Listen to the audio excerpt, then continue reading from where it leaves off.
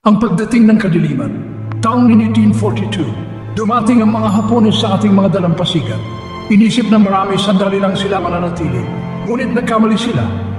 3 taon silang naghari, 3 taon ng takot, 3 taon ng pagtitiis. Mabilis na nagsimula ang digmaan.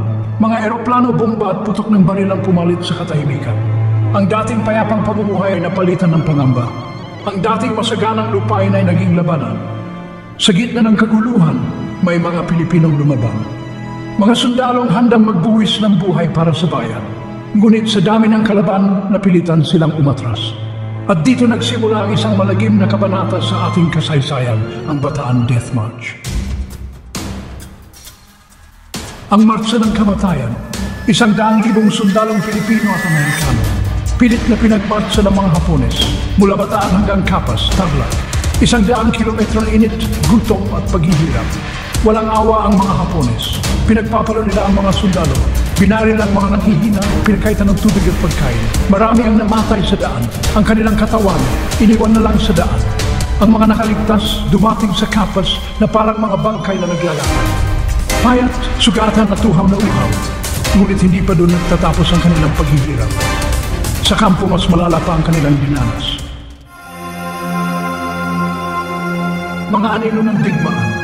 Habang nagdidilim ang bansa, may mga kababayang naging biktima rin ng digmaan. Sila ang mga comfort women, mga dalagang sa pilitang dinala sa mga comfort houses. Ginawa silang alipin ng libog ng mga sundalong Hapones. Araw-araw wala silang ibang dinanas kundi pang-abuso.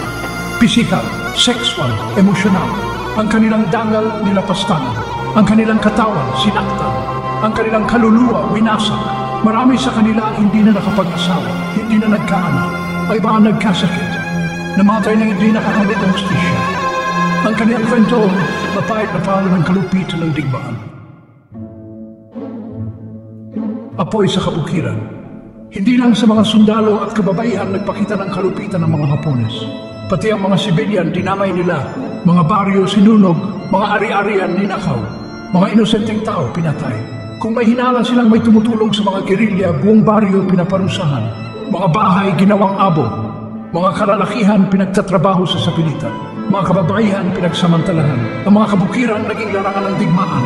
Ang mga magsasaka na pilitang mag-armas. Ang dating mapayapang mamuhay na parahasan. Mga tinig ng paglaban. Sa kabila ng takot at pagtitiis, hindi sumuko ang mga Pilipino. May mga nag-armas at sumapi sa mga gerilya. May mga nagtago ng mga sundalong Amerikano at Pilipino. May mga nagbigay ng pagkain, damit at gamot. Sa mga bundok, gubat at lungsod, umuspong ang paglaban. Mga ordinaryong tao, naging bayani.